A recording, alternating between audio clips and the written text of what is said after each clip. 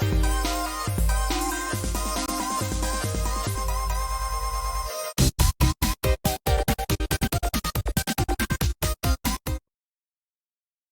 everybody. Welcome to Comics from the Future.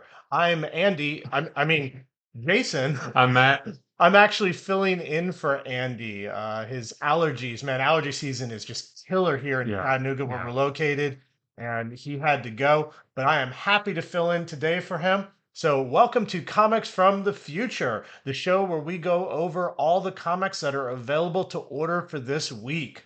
We have, I would say, sort of a mild week. Yeah, 2 weeks ago was huge. Last Right. week was very small, and now things have evened back out again, I think. Absolutely. Definitely some very noteworthy things we're going to go over, but nothing to like break your wallet or anything. Yeah.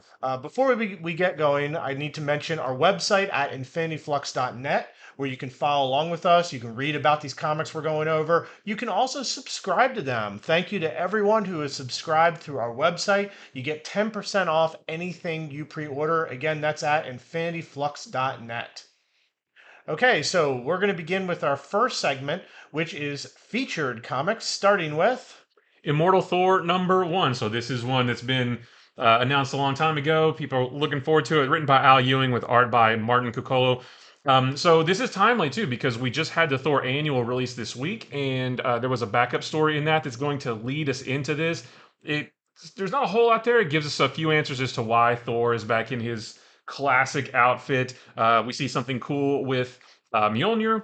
And then there's a really interesting last page, which gives us an idea about where the story is going to go, because we still don't quite know yet. There is an interesting sentence in the solicitation note that says, when injustice grips the earth and ancient powers bring down the sky, Thor fights for those who cannot. And when the tale is done, we will know what it cost him. I thought that was really interesting, what it cost him, seeing what was on the last page of the backup story in the Thor annual. So where's he going to go? What's going to happen? We don't quite know yet, but Al Ewing, giving Thor the immortal treatment. Plus, there is a bonus page in this of Jonathan Hickman's upcoming Gods storyline. So if you're looking forward to that, you might want to pick this up and get a peek at that.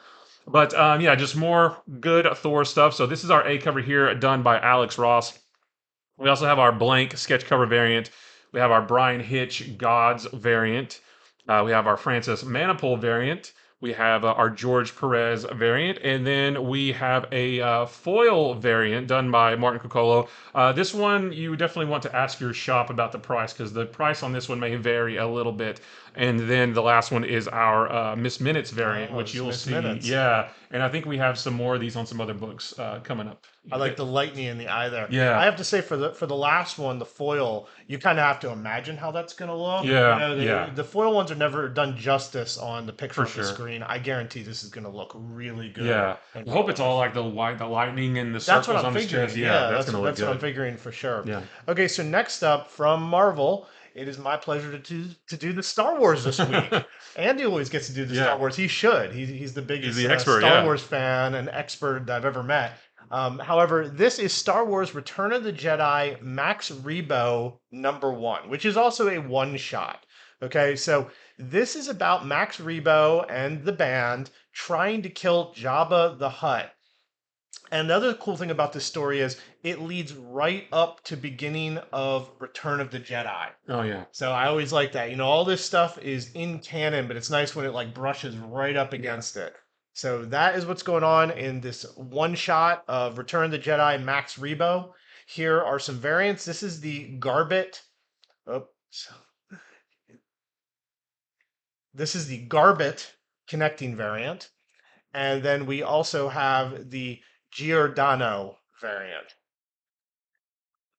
Next is Sacrificers #1. This is from Rick Remender and artist Dave McCaig. There was a free comic book day issue of this back on Free Comic Book Days. If you want to get a little bit of a That was preview my there. favorite one. Yeah. I reviewed them. Yeah, Yeah. I really like that. Well, so now #1 is coming out, and this is about 5 different families living in a world or a land called Tomorrow that is it's a harmonious paradise.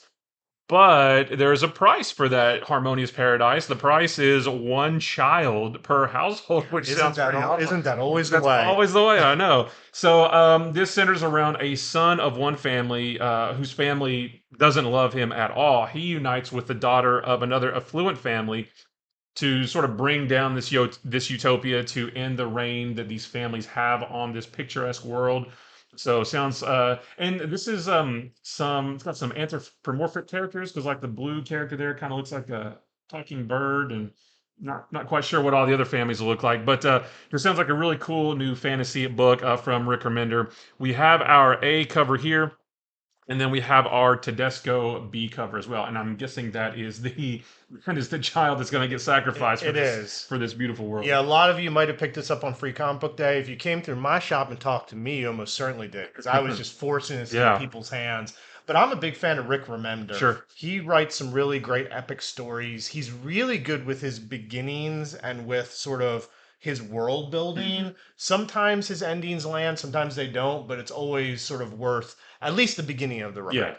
So next up is this is a cool little yeah. miniseries. It's Ghost Rider Wolverine Weapons of Vengeance. So this is set a while back. This isn't a new thing. This is definitely the Johnny Blaze Ghost Rider. This is actually going to be the first meeting. It's a tale of the first meeting ever between Wolverine and any Ghost Rider, Nice. which happens to be Johnny Blaze. So the plot is there's a demonic serial killer whose MO is he kills mutants. Ooh, Yeah, nice. I think that's a pretty cool plot right there. And so, of course, that brings together Ghost Rider, who's hunting him, with Wolverine, who, Mhm. of course, sort of the protector of all Oh, mutants. sure. Yeah, so this is going to be from writer Benjamin Percy with art by Jeff Shaw. I always love it when Jeff Shaw's Yeah. doing art. So, a lot of cool covers on this. So, here we have this variant here with just sort of it's this the symbol variant. That's what I'm calling it. We have this KUDE variant, Other missed minutes. or the Yeah. minutes, yep. We have this Miller variant. That one freaks me out. Yeah, a little bit. Here's the Perez I like that one. variant. I like that Yeah, one. real classic, absolutely. Here's the Texiera variant. I like how Texiera is getting drawn back into all the Ghost Yeah. Rider stuff. So that Yeah, I feel everything a lot about of that from this is just not good '90s nostalgia. You know, Ghost Rider and Wolverine together. because Lots that's of the shared. Danny Ketch Wolverine there. I mean, look at the bike. Yeah, for sure. So and then lastly, here is the Wolverine Claw Slash variant. Next from Boom is Met Cadets #1. This is from Greg Pak with art by Takeshi Miyazawa. This was also a free comic book day book, but I don't know if it was this version. Like there might be different like stories of the Met Cadets. This one takes place at a place called the Sky Corps Academy, led by a guy named General Park. He is assembling a team of heroes to combat an alien invasion, and they are going to combat that invasion by piloting these big giant mechs. I love giant mechs, like this big mech anime, that kind of You thing. weird freak. Yeah, I love that stuff. But so they're gonna, they have these symbiotic relationships with these giant mechs, but they're gonna find out that the alien threat of the Sharg, which is the race they're fighting, is more epic and widespread than they imagined. So they're planning for one thing, but it's actually going to be a whole lot worse than they thought. So that sounds really interesting. So we do have our A cover here, and then we have our B cover by Tedesco. And the Mech Cadet stuff, it started with Mech Cadet U, Yeah. which has been, I think it's about to be on Amazon. Netflix. There is a Netflix. Netflix series coming. I don't think it's out Yeah, yet. yeah, no, it's dropping real soon. Yeah. They're definitely putting this out because they're Yeah. going forward with all that. Yeah, That's so there's really all cool. kinds of Met Cadet stuff to look forward to. Yep. And there's also this foil version Oh, of the #1 as well. Once again, you'll have to imagine it in your mind's eye because they can't really. Like some artists, surely down the way can do some mock-ups of what foil would look yeah, like. you'd As think. it's the one thing that confounds comic companies. Okay, so next up, check this out. For those of you who love 80s stuff, Fire and Ice is back. Yes, the animated movie that was by Frank Frazetta with Ralph Bakshi. That's all the way back from 1983. If you want to see some awesome animation, go check that out if you haven't checked it out. No one has done anything with that property since the movie in '83. This is the first thing where they're adding to it. And this is going to be a 4-issue prequel, I believe. So it's before Tigra ever met Larn. They're the two main characters. This is going to be from writer Bill Willingham, who, of course, you should know from Fables if you've missed 160 some issues of that he's done, with art by Leonardo Manco. So this is our main cover by legendary artist Bill Sinkovich. Here is the Manco variant. So I like that's that your one. interior artist doing a cover. And lastly, you got to have the Frazetta movie poster variant. So Very nice. Next is the Spider-Man Annual. This is the adjectiveless Spider-Man title. This is the annual for that book, written by Stephanie Phillips with art by Alberto Duarte. This is the beginning of the Contest of Chaos storyline that's going to be weaving in and out of all the different annuals this summer. This one features Spider-Man versus Wolverine, which, you know, it's always cool when those two get together. This story is about Agatha Harkness wanting to recreate the Darkhold, and she is pitting Earth's heroes against each other in order to do that. Spider-Man in this book, he inadvertently walks through a portal to a magical city, and Wolverine is waiting there to greet him. I guess if you can call that a greeting. So yeah, if you're interested in the Contest of Chaos storyline, it kicks off right here. Actually, it kicked off in the, I guess it kind of kicked off in the Scarlet Witch annual from a week or two ago, because Agatha Harkness starts dropping the idea of uh, creating a new Darkhold, but then this is the, you know, this is when it actually really gets moving. So this is our A cover here, and then we have our Dolato variant as well, and Spidey has seen better days. yeah, many of you have probably seen the ads for this in the Marvel Comics where it Yeah. shows you the hero versus hero pair-ups, which look really good. But I have to say the last one, which you know is not solicited yet, the Cyclops versus Captain Marvel. I Oh feel like yeah. Cyclops is a little outgunned by Oh, for Captain sure, Marvel. Like for sure. nothing Yeah. against you, Cyclops. You're a great leader, great character, but really, wow. Yeah. Yeah, Um, he's a little out of his depth. yeah. Okay. So the next featured comic it is Teenage Mutant Ninja Turtles: Splintered Fate.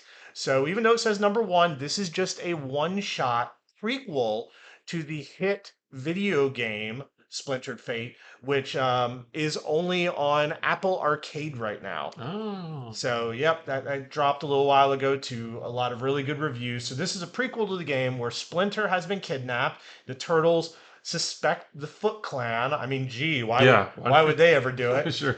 But it seems a new villain might be emerging from the shadows. So, if you love the game or you love Teenage Mutant Ninja Turtles, you definitely might want to ask your store to get you this or sign up for it. So that is our featured comics. There's one Oh, variant. that's right. I got to show the Rodriguez variant. Yeah, how could I miss that? Yeah. So next up, we're going to get to other #1s. They're not featured, but a lot of cool stuff to go over with them. Yep. And somehow it's my turn again. It is Godzilla War for Humanity #1. This is pretty cool because what it's about is there's this Japanese scientist, and when she was a little girl, she was saved by Godzilla because what's his name? Hedorah was attacking, and Godzilla actually saved her life. So she's grown up, she's a scientist now, and she spent her life trying to prove Godzilla, though he's a monster, he's not bad, which is something Yeah. all of us readers know. That's why Godzilla is so awesome. Well, anyhow, a new monster appears whose name is Zoospora, and it is going to be time for her to try to prove to people that maybe Godzilla is the solution here. So this is our main cover, and then here is the Smith variant. I like how colorful this one is, a lot of energy to it. Yeah. And I'm guessing that's Zoospora there in the background. Oh yeah, he does look kind of cool. It's like a Futurama character almost. I kind of see that, yeah. So next is Children of the Vault #1. This is part of the Fall of X storyline, and the Children of the Vault here have they've returned and they want to help humanity by giving them some of their technology. But what is the cost of that technology? There's maybe they have ulterior motives as to why they're doing this, and what do Bishop and Cable, who has been captured by Orcus, how do they figure into the whole thing? So, you know, like I said, definitely part of the Fall of X storyline, which is starting to ramp up. So, if you are, you know, trying to get all those, you're definitely going to want to not miss this one.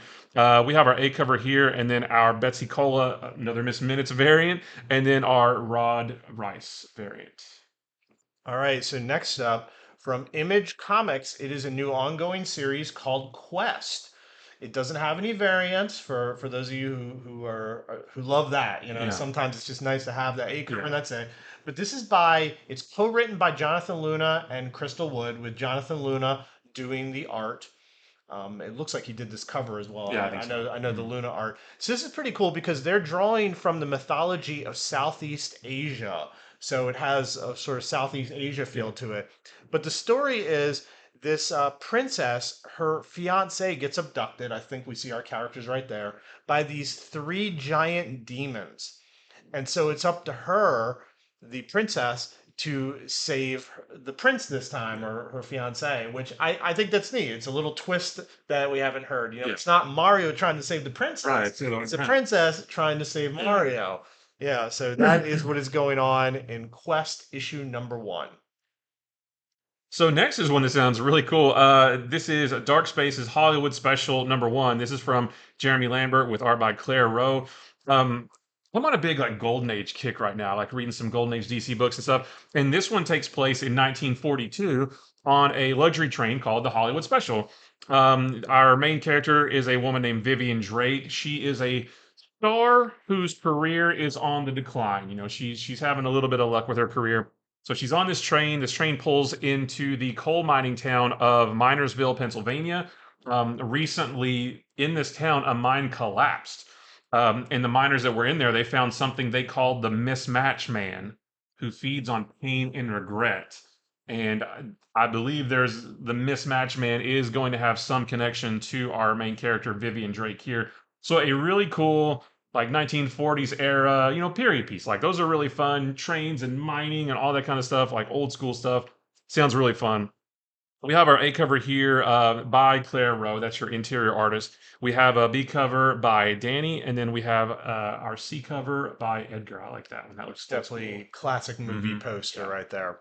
Okay, so now on to our next segment. It is cool covers and other comics. This is going to be variant covers we think are noteworthy, or issue number 2s and 3s of series that have already begun, and people might just need a reminder that they liked it and they want to sign up for the series.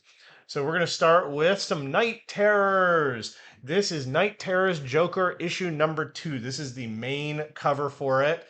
This issue claims it might have the most disturbing reveal of the year. Okay. But that's through the eyes of the Joker, you know. Oh, sure, yeah.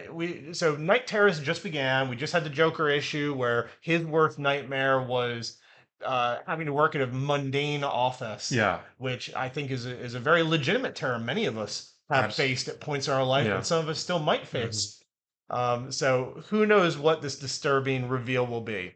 There's also this Christian Ward variant and this Ryan Brown variant. So before we continue, I want to thank everyone who signed up for these books, everyone who pre-ordered these books. This whole Night Terrors thing, I like it. It's very cool. It has been a strain on us stores to know what to order. Yeah. It really has. So each of you that has gotten ahead of it and told us, hey, I want this, hey, I want that, you have made things just a little bit easier for us, and every bit counts. So thank you. And I'll say too about the Joker book specifically, I like this one because you know, the story is all these heroes and villains fall asleep and they face their worst nightmares, and that might feel kind of samey across characters. But then this one is wildly different than all the rest of them because it's Joker's worst nightmare. Like you said, his worst nightmare is he works in an office. And it's the first issue was really funny. It was different from all the other ones. So this one especially, I think, is really special just because it's so wildly different in tone and in humor, everything. It's this one's really good. Well said. Yeah. So next is Night Terrors Man #2. This one's from Joshua Williamson, who is who is helming the entire Night Terrors event. Art by Gilliam March, which also did the art on the first one, and it looked fantastic. The solicitation says that this is the most terrifying Dark Knight you've ever seen. So, kind of like the Joker one, you know, most disturbing thing. So this is supposedly going to give us our most terrifying Dark Knight. Batman is having to go even deeper into his own mind than he's ever been because he knows he's in a nightmare. He needs to get control of his body in the real world, but Deadman, Boston Brand, is controlling it so he can't get out. So Batman is trying to regain control of his body back in the real world. In addition to that, we get a cool backup story that shows us what Nightmare's Arsenal and Black Canary are encountering too, because we've seen them over in Green Arrow. They have been dealing with Amanda Waller and Peacemaker and Peace Weaver.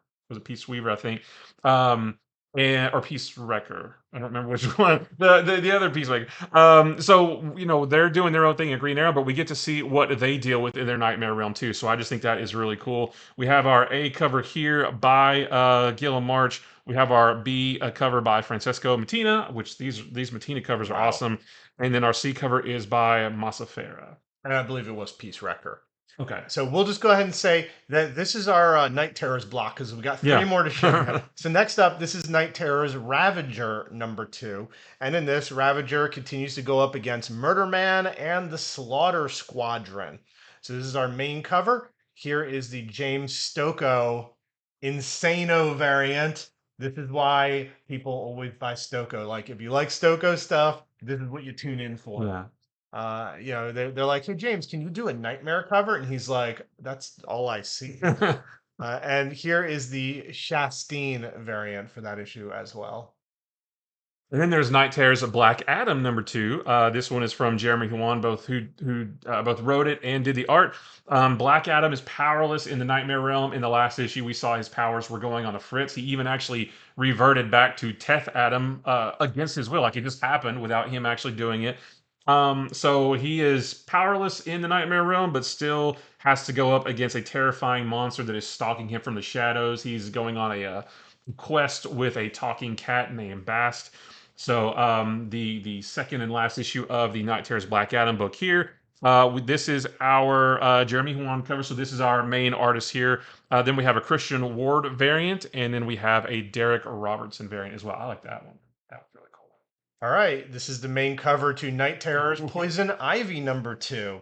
And in this, Ivy and Harley they continue to be stuck in a suburban hell nightmare of Ivy's making. So a lot of cool variants on this. Here is the Irix variant. Then we have our McKelvey variant. See, they're spraying her with weed killer and stuff. Yeah. And so here's another. This is a different book. This is just the Night Terrors number 3. So the main book of Night Terrors. This is the Ivan Rice Neon Ink variant. So what happens is, because these Neon Ink variants take longer to produce, they make people order them earlier than the rest. And that's why we're not showing you all the other variants for Night Terrors 3. They're not up for order yet. But this one, if you want it, you have to order it early. I don't know if whatever store you shop with like us, we had a lot of pre-orders on these Neon variants because they're kind of a series. Yeah. People, I think, have seen them enough with other books to know they're going to look really, really cool. Oh yeah, for sure. So for sure, you don't want to miss pre-ordering this because stores always under order on things where they make us order just one variant ahead of time. So next is not a Night Terrors book. This is Peacemaker Tries Hard number 4. This is a Black Label series, a 6-issue series written by Kyle Starks with art by Steve Pugh. This series is hilarious, by the way. So if you like the Peacemaker TV show, this is just more of that. It's fantastic. In this one, Peacemaker infiltrates General Immortus's secret lair, which that's been his mission over the last couple issues, and he does so with the help of some Golden Age heroes. Not really sure which ones, but that sounds really cool. He does end up getting captured by a drug smuggler who is a little bit high on his own supply, I guess you could say. But this is just a really, really fun series. Good action, good art, good humor. Really enjoyable read. So this right here is our B cover by Steve Lieber. And notice it's the whole bringing a knife to a gunfight. Right. He's And a little literally baton, jumping yeah. into it. Yep.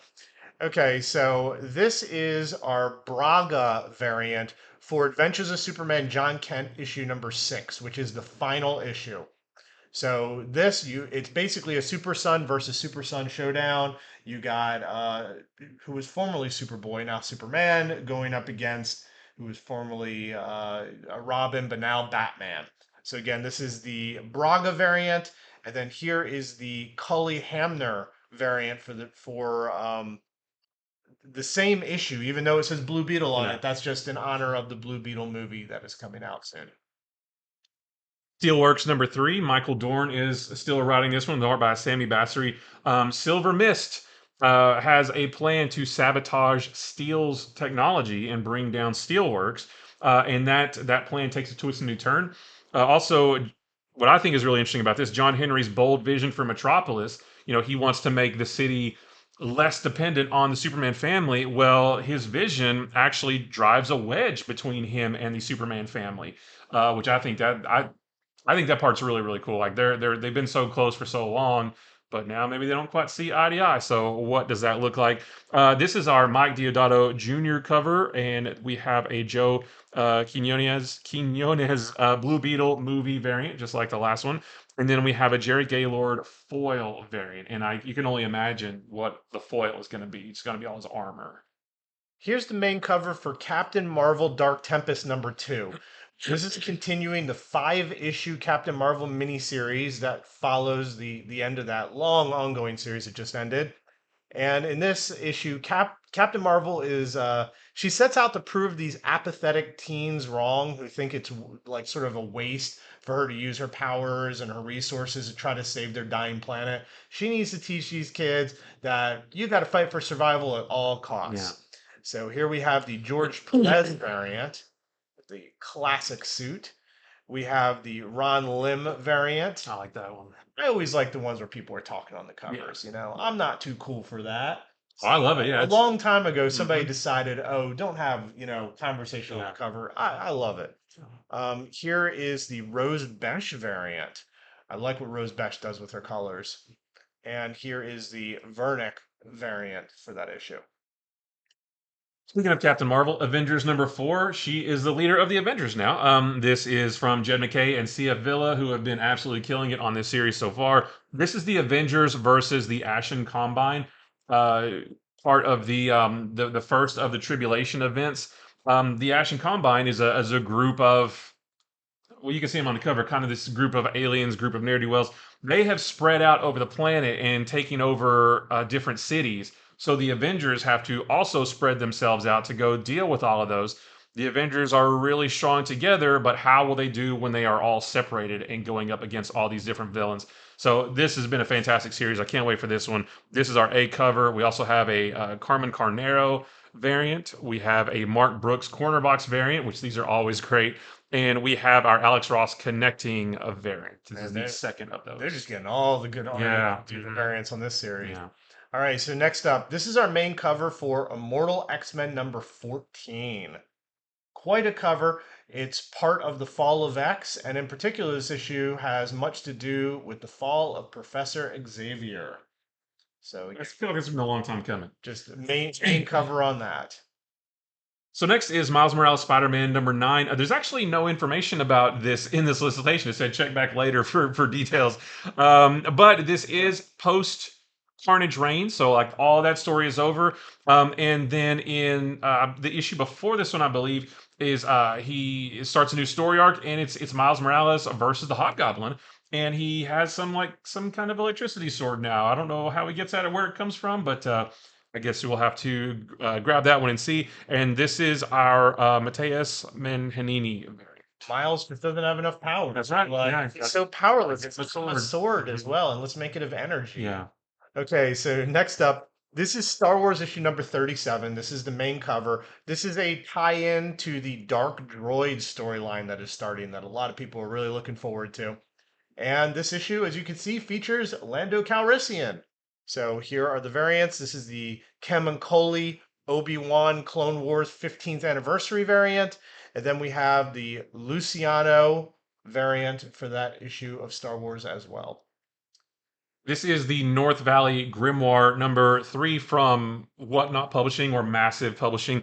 This sounds really cool though. The way they describe this is spycraft meets spellcraft. So it's a James Bond style adventure with all kinds of spy stuff, but fused with the supernatural suspense of things like The Magicians, which sounds really cool. In this one, Callista makes a discovery about the grimoire when she visits her mother in prison. While that's going on, Agent Malik learns that there could be another double agent inside of the Father Division. So, spies and magic sounds pretty cool. This is our Pulp Fiction homage variant. Clearly Pulp Fiction Absolutely. homage, and this was my favorite thing that Whatnot published as far as Yeah. like other, their covers are great, but cracking it open, really reading it. But it was based on a book series. Okay. Yeah, the person had already like really knew what they were doing as far as writing and filling in a world. All right, so next up, this is Barnstormers #2, just the main cover by the interior artist Tula Lotay. This continues Lotay and Scott Snyder's World War I adventure romance story.